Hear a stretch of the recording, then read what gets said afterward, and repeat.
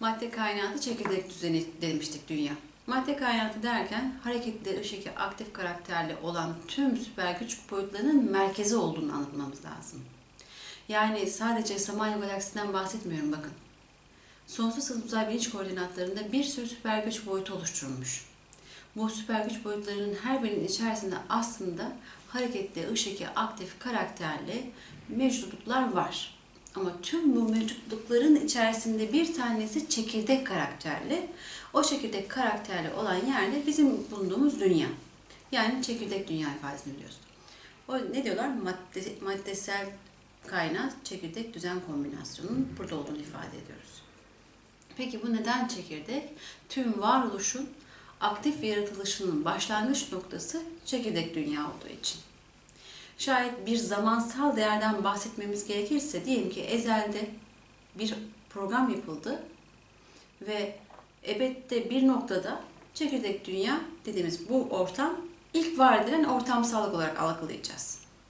Bu ortamsallık öyle şekilde donatılmış ki çekirdek dünya bir yapı olarak karşımıza çıkacak ve bu yapı tüm tanrısal özlerin ihtiyaç duyduğu her şeyi ona sunacak. Laboratuvar karakterli bir yapı olacak. Kim için? Tanrısal özler için. Tanrısal özler burada ne yapacak peki? Kendilerine ait haslet, değer ve keyfiyetleri sergileme imkanı bulacak.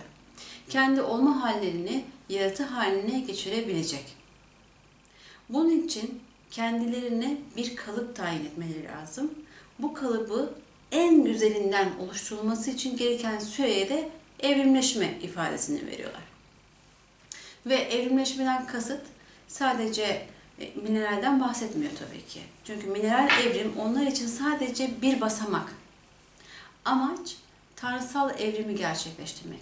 Tanrısal evrimi ortaya çıkabilmesi için tanrısal bilincin kullanmış olduğu forma benzer bir formsal yapıya ihtiyaç duyuluyor. Bitki bunu sağlayabiliyor mu? Mineral sağlayamadı çünkü. Bitki bunu sağlayabiliyor mu? Hayır. Ne sağlıyor peki? Tanrı'ya ait, tanrısal bilince ait öz bilginin ve öz gücün programlı ve sıralı bir şekilde devreye sokabilecek bir ortamsal lazım. Bir uzay boşluğu lazım. Biz bunu mineralde yapamadık. Bitkide doğru şekilde yapamadık. Çünkü kısıtlı kaldı. Hayvanda da yapamadık. Kısıtlı kaldı. Kimde yapabiliyoruz? İnsani robotik kalıpta. İnsani robotik kalıbı ikiye ayıracağız birazdan. Çünkü insan robotik kalıpta çok özel bir yapı taşı olduğunu söyledik. DNA. DNA dedik ki hayvanda da var, bitkide de var. Yani bitki hücresine baktığımızda bitkinin bitkiliyle alakalı tüm bilgileri sağlayan bir porsal mevcuttan bahsedebiliriz DNA'sında. Ama o artık bir ağaç bitkisiyle alakalı yaşamsal değerlere sahip bilgiyle donatılmış. Hayvanda da kendi türüyle alakalı.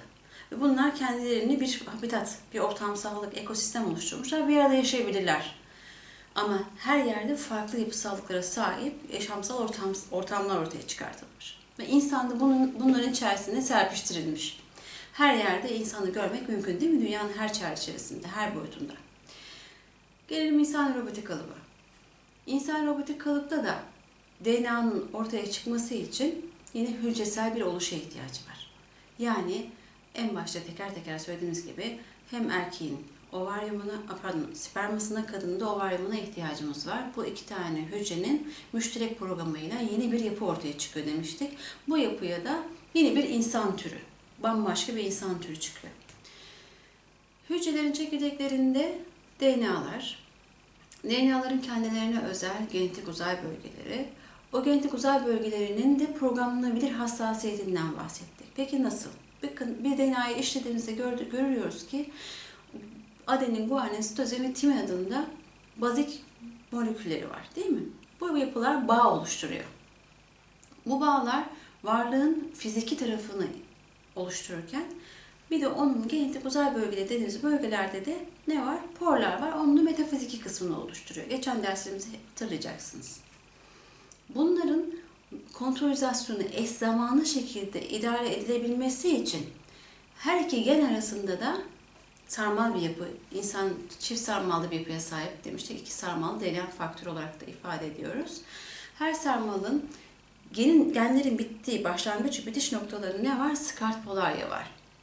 Farklı uzunluklarda ve farklı mesafelerde olabilir. Ama burada önemli olan skart polar, yani yıldız kutuplarının olması. Bu yıldız kutuplarının olma nedeni neydi? Mutlaka yıldız kutbu gördüğümüz yerde orada bir idareden bahsedeceğiz. Neyi idare ediyor?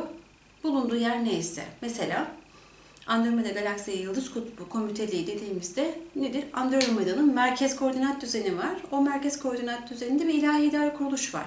Neyi idare ediyor? Andromeda dahil olmak üzere tüm süper güç boyutlarını idare edebilme özelliğine sahip Andromeda dahilindeki. O zaman çakra yıldız kutbu dediğimizde ne olacak? Çakra yıldız kutupları formu idare eden bir merkez olduğu için yıldız kutbu diyoruz. Ve orada bilinç yerleşiyor. Yıldız kutuplarında bilinç ve bilince ait enerjinin olduğunu bileceğiz. Gelelim DNA'lara. DNA'ların genetik bağlarının oluştuğu yerde, başlangıç ve bitişlerin olduğu yerde, satırlarda diyelim, ne var? Yine bahsettiğimiz gibi yıldız kutbu var demiştik.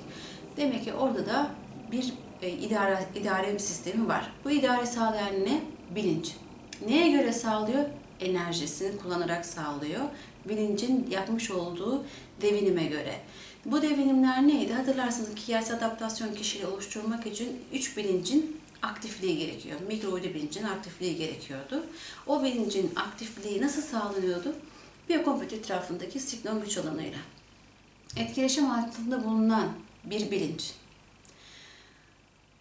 biyokompütürü hangi mahiyette duyumluyorsa, duyguluyorsa o mahiyette impuls ediyor. Veya hangi mahiyette zevklenirse o mahiyette, hangi mahiyette düşünüyorsa o mahiyette impulse ediyor. Ve ona karşılık duyarlılık açığa çıkıyor. O zaman genlerdeki, skart polaryalardaki o şey ne işe yarıyor? Oluş, yüksek benlikler devreye giriyor. Yani yüksek benlikler yeri ve zamana geldiğinde DNA'ların genetik uzay bölgelerine müdahale etme hakkına sahip. Çünkü alt 3 çakradaki potansiyel kendi mikrouydu kıymeti. Onların açılımına uygun olarak bazen diyebilir ki bu kodlar bana lazım değil. Onu durdurmaya çalışır. O zaman biz böyle iç darbeci aktif sistem olarak ifade ediyoruz. O yıldız kutuplarının etkileşimini. Açılımına engel oluyor. Diyor ki bak sen bu olguyu yaşadın ama bu olgu sana göre değil. Bu yanlış, bu adaletli değil, bu işte şöyle. Çünkü kendine has bir kriter var. Göksel kişiliği sergilemek için. Eğer uygun düşmüyorsa, o uygun düşmediği mahiyette kendi deneyim uydusunu impulse etme hakkına sahip yüksek benlik. Eğer bu göksel bir özel evrimsel kuşaksa ona iç darbeci aktif sistemi devreye sokuyor demiştik. Nereden? O skart polaryalardan. O skart polaryalar nerede yer alıyordu? Genlerin başlangıç ve bitiş noktasında. Bakınız buraya çok dikkat etmemiz lazım. Daha sonra neden, hangi genlerde, hangi yıldız kutupları bulunuyor konusuna tekrar değineceğiz. Eğer genel evrim kuşağındaki bir varlıksanız, bu sefer sizin yüksek benlikleriniz veya tanrısal özleriniz sizi kapatılı sinyalizasyon tertibatıyla uyarmak zorunda. Yani en direkt şekilde. Bu DNA'lar nerede bulunuyordu? Beyinde. Beyinde bulunan bu DNA'ların genetik uzay bölgelerinin başlangıç ve bitiş noktalarında bulunan skart polaryalar her bir genin uzay bölgesinde bulunan programın mahiyetine uygun şekilde yönetim ve yönlendirme gerçekleştirir. Yani her olguya karşılık enerji farklı skart polaryadan yani yıldız kutbundan devreye sokulabilir demeye çalışıyorum. DNA'lara dedik ki program veriliyor. Bu programlar nasıl veriliyor peki? Demin genel evrimden ve özel evrimden bahsettik. Genel evrimsel statüdeki programları kontrolleyen bir mekanizma var. Bir teknolojik uzman grup var. Biz bu gruba Sirius Lyra teknolojik uzmanları diyoruz. Onlar genel evrimden sorumlu. Sadece insansal genel evrimden değil, tabii ki diğer tüm evrim türlerinden de sorumlu. İnsansal dememden kasıt daha insan olma aşamasına gelmemiş bilinçlerden bahsediyorum. Yani humanoid'den bahsediyorum. Humanoid'in kontrolü ve o humanoid'e ait programların şablonu nerede? Sirius Lyra'daki teknolojik uzmanların bulunduğu boyutta. Sirius Lyra nerede yer alıyor o zaman? Hemen söyleyelim. Samanyolu galaksisindeki yıldız sistemleri var. Sirius, Lyra ve Vega yıldız sistemleri var. O yıldız sistemlerindeki teknolojik üslenmelerde yer alıyor bu teknolojik uzmanlar. Neye göre? Yakın plandan tasarruf sistemin icablarına uygun olarak teknolojik üstel birlik komiteliğine bağlı şekilde hareket ediyorlar. Sirius, Lyra ve Vega'daki teknolojik uzmanlar. Uzmanlık alanları konumuzun üzerinde anlaşıldığı üzere genetik konuda uzmanlar. Vega o zaman hangi konuda insanlar üzerinde, insan politikleri üzerinde fonksiyon vurguluyor? Özel evrim. Özel evrime tabi tutulan bilinçlerle genel evrime tabi tutulan bilinçler arasında programlama mahiyeti itibariyle farklılıklar gözüküyor. Ama her ikisine baktığımızda da daha önce de söylediğimiz gibi yersel adaptasyon sürecini oluşturma aşamaları var. Ve her birindeki yersel adaptasyon kişiliği oluşturma, yükümlülüğü ve sorumluluğu farklı kriterlerde. Bu kriterlere uygun şekilde ölçümlerini de yine belli bir mekanizma devreye sokuyor. İlahi teknolojinin imkanına sahip. Mesela genel evrimden sorumlu ise o varlıklar Satürn Yüce Topluluğu tarafından kontrol ediliyor. Eğer özel evrimse evrensel miyak külliyesini devreye sokan topluluklar tarafından kontrol ediliyor. Amaç ne? Amaç elbette ki ne yersel kişilik ne de makrosal kıstastaki göksel kişilik. Yani yüksek benliklere ait kişilik. Amaç ne? Tanrısal kişiliği oluşturmak. Hepsi birer vasıta. Tanrısal kişilik oluşturulana kadar ki geçilen süre hepsi çekirdek dünyada tanrısal evrimin bir parçası olarak karşımıza çıkıyor. Portal malzemenin oluştuğu ilk aşamadan tutun da tanrısal veçenin oluşturulacağı ilk aşamaya kadar. Sonuçta Tanrı ne yapıyor burada tanrısal özler? Kendi doğasallıklarının genel karakterine uygun olarak özlerinden sahip olmuş oldukları hasletleri, değerleri ve keyfiyetleri sergiliyorlar. Bilgi, işleyeceği cevherin nasıl işleneceğine dair potansiyeli bulunduruyor içerisinde. Onun bilgisini bulunduruyor. Bilgi derken bunu kastediyoruz. Enerji ise o bilgiyi nasıl kullanacağını ve o kullanırken de neler yapacağı ile alakalı gücü ortaya çıkartıyor. Yani fişe bir şey takmak gibi, lambanın enerjisi gelmesi gibi düşünün. Cevher ise tüm bu bilgi ve gücü kullanarak işlenme hassasiyetine sahip bir potansiyel, ham. Yani bir heykeltıraşın heykel yaparken kullandığı mermer nasıl ham bir cevherse, onun işlenmesi için önce heykeltıraşın kol gücüne ihtiyaç vardır ve heykeltıraşın kullanacağı araç gerece ihtiyaç vardır ve heykeltıraşın kendi düşünsel boyutunun imajinasyonuna ihtiyaç vardır ve onunla ancak işleyebilir. Başka türlü işleyemez. Evet, özlerimizi de aslında böyle düşünebiliriz bir bakıma. Bilgiye dayalı cevheri işliyor. Ne yaparak? Kendi gücünü kullanarak. Netice itibariyle cevherin işlenmediği durumlarda bilinç ne yapar? Bilinç saf bilinç haliyle yaşamaya geçer. Nerede var böyle bir yaşam?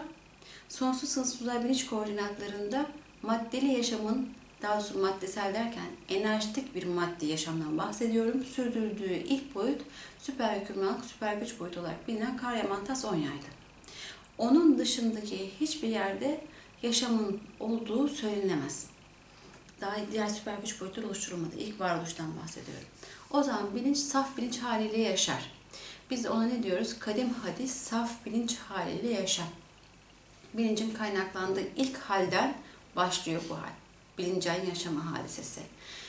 Burada aslında bilinç kendine özel bilgiyi ve enerjiyi, kendi varlığını derç ediyor. Daha sonra onu işleme gücüne, işleme bilgisine sahip olarak kendi cevherini işleyebiliyor. Yani bugün süper hükümranlık, süper güç boyutunda bir form tanzim ettiği zaman ki Atlantalı o forma Asteronya deniliyor. Türkçesi yüz görünüm noktası deniliyor. Yüz görünüm noktası dersin en başında söylediğim gibi Allah'a kendine en yakından gösterebilecek bir yüz görünüm noktası, formdur, formsal kalıptır. O yüzden yüz görünüm noktası deriz. Ve o yüzden onda tanrısallık payesi vardır deriz, tanrısaldır deriz. O forma biz maddesel bir form diyebiliriz. Varlık orada ilk defa beden kullanıma geçer, kalıp kullanımına geçer. Ona enerjik form diyoruz. Yapı itibariyle baktığımızda nedir? Tanrısal özlerin kullandığı formlar ses karakterli. Ya ra sesi ya da asil sesi karakterli. Kristal bir yapı. süptil bir yapı. Süptil değil, daha doğrusu daha eterik bir yapı demek çok daha doğru. Neye göre? Maddeye göre. Yani kıstası biraz daha yüksek diyebiliriz. Frekansı daha yüksek diyebiliriz. İlk varoluş o zaman nerede gerçekleşiyor? Süperhüman, süper güç boyutunda gerçekleşiyor. Ve ondan sonra kendilerine, kendi varlıklarında yer alan makro programlara göre de makro boyutlar oluşturarak sonsuz sınır uzay bilinç koordinatlarında yine cevherlerini işleyebilme hassasiyetine sahip olarak cevherlerini işliyorlar. Kimler? Tanrısal özler. Yani bugün ben size bir hak boyutu dersem o hak boyutu mutlaka bileceğiz ki bir cevhersel oluştur. Bu cevhersel oluşu kim devreye sokuyor? Her bir tanrı kendi adına devreye sokuyor. Bir tanrıya ait bir hak boyutu diyebilirsiniz. Bunu temsilen söylüyorum. Hani Karyantas'a ait bir hak boyutu diyebilir miyiz? Diyebiliriz. İkinci Karyantas'a ait hak boyutu diyebilir miyiz? Diyebiliriz. Ama bunu bu şekilde anlamlandırmak yerine varoluşun cevhersel oluşunu devreye sokan potansiyellerin Karyantaslar veya Aryalar yani tanrısal özler olduğunu bilmemiz gerekiyor. Yani sadece bizim kullandığımız kalıplar değil. Daha büyük ölçekten başlayalım. Bizim kalıplarımız tanrısal özlere ait kalıplar dedik ya. Dünya dediğimiz potansiyel kime ait? Tanrısal özlerin müşterek yapımı. Yani kolektif bir programla devreye sokulmuş cevhersel bir oluş. Dünya nerede yer alıyor? Güneş sisteminde. Güneş sisteminde neler var? Gezegenler var, bizim güneşimiz var. Onlar da cevhersel oluş değil mi? O zaman onları kim devreye sokuyor? Yine tanrısal özler sokuyor. Her biri kendi cevheri ihtiyaçlarına binaen. Örnek vermek istiyorum. Aksolotl bilgelik öğretisinde beyinsel öz idare bütünlüğünün çekirdek galaksi içerisinde, çekirdek galaksi değil, Samanyolu galaksi değil, çekirdek güneş sistemindekine örnek vermem gerekiyor. Çekirdek güneş sisteminde kendisine ait bir cevheri oluş potansiyeli var. Sadece insani robotik kalıptan bahsetmiyorum. Güneş ifadesi var mesela. Güneş, Davos, Atlantalı Davos diyor. Bu potansiyel yani galaktik güneş kimin temsil, kimin cevher oluşuna yapıtlanmış? Mutlak vücudun beyinsel öz bütünselliğinden yapıtlanmış diyoruz. Diğer gezegenlerde farklı tanrısal özlere ait cevhersel oluş. Yıldız sistemleri, meteorlar, kuyruklu yıldızlar hepsi cevhersel oluş olarak bir tanrısal öze ait parça olarak kabul etmemiz gerekiyor. Elementsel mi olarak kabul etmeliyiz? Hayır. Bilinç bazında da kabul etmeliyiz. Formsal kalıp olarak da kabul etmeliyiz. Demek ki bizler sadece bulunduğumuz ortamda kendi tanrısal özümüzü temsil etmiyoruz. Tüm sonsuz sınırsız uzay bilinç koordinatlarındaki yaşam boyutlarında sürdürülen maddeli yaşamlar, ister inançlık olsun, ister fiziki olsun, bu yaşamların sahipleri de yine tanrısal özler olduğunu bilmemiz lazım. Yani teorik olarak baktığımızda, teorik dememin nedeni şu an bunu size dünya bilimiyle ispatlıyor olamamamızdan dolayı kaynaklanıyor. Örnek veriyorum. Benim vücudumu oluşturan, kalıbımı oluşturan partiküllerin yapısını oluşturan tanrısal özün cevheriyim ben. Kalıp olarak konuşuyorum. Misal Jüpiter'de aynı tanrısal öze ait bir parça. Cevhersel yapı. Jüpiter'le beni ayıran şey ne? Ben insansal kalıptayım. O gezegensel kalıpta. Cesamet olarak ben daha küçüğüm, o daha büyük. Ama baktığında öz aynı. Değil mi? Olaya biraz daha farklı açıdan baktığımızda tanrısal özleri var eden kaynak nedir? Yine Aksolotl bilgelik öğretisinde diyor ki aksoyrağıdır. Yani mutlak yokluk ve mutlak varlığın bütünselliği.